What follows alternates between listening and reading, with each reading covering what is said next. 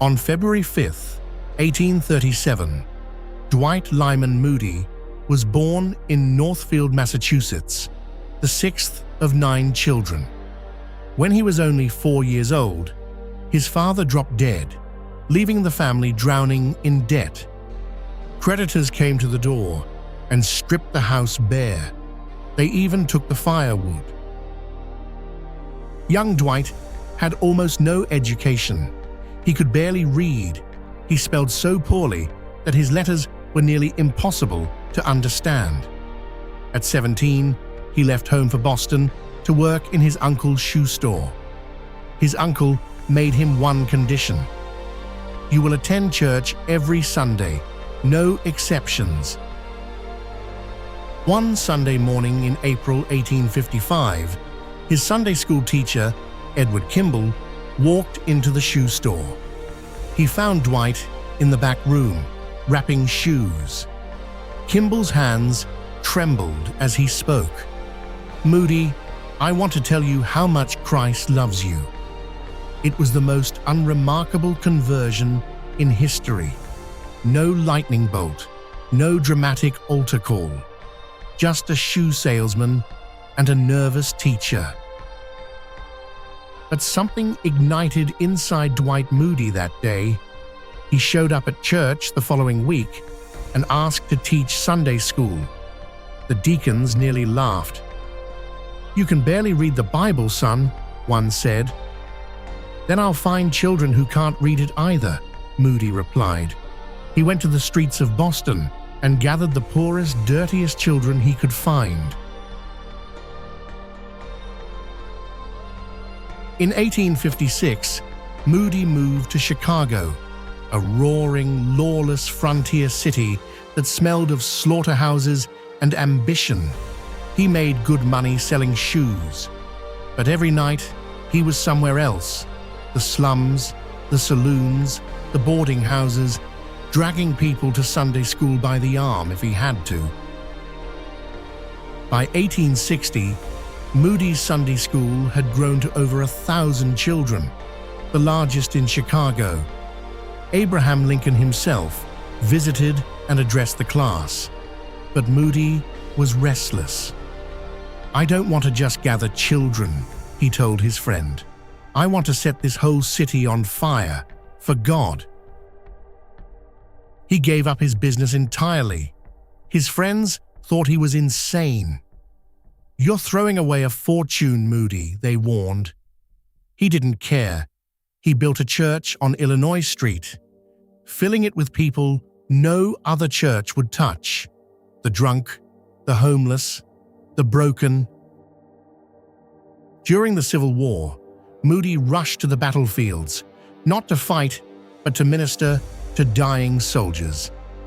At the Battle of Shiloh, he knelt beside a young soldier who was bleeding out in the mud. "Do you know Jesus?" Moody asked. The boy gripped his hand. "Tell me about him, quickly." Moody spoke through tears until the boy's hand went limp. On the night of October 8, 1871, Moody was preaching to his largest crowd ever, over 2,500 people, packed into Farwell Hall. His sermon was on the question, "What will you do with Jesus?"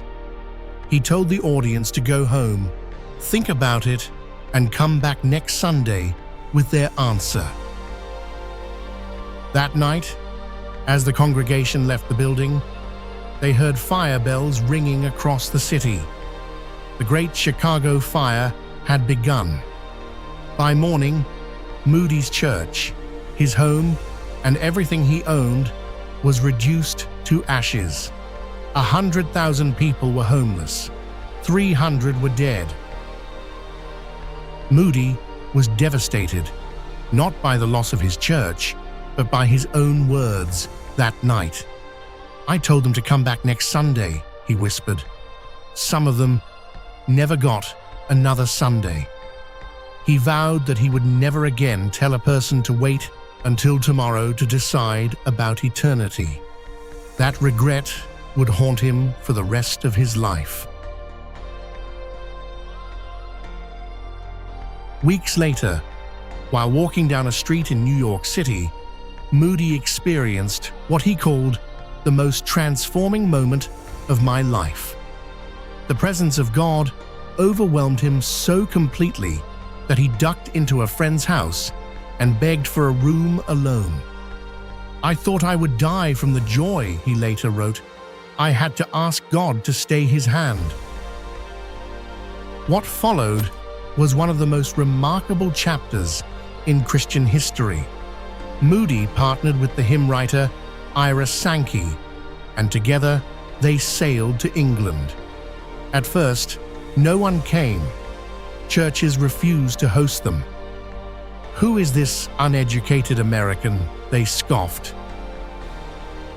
But then, something extraordinary happened. In city after city, Edinburgh, Glasgow, London, the crowds swelled from dozens to hundreds to thousands to tens of thousands.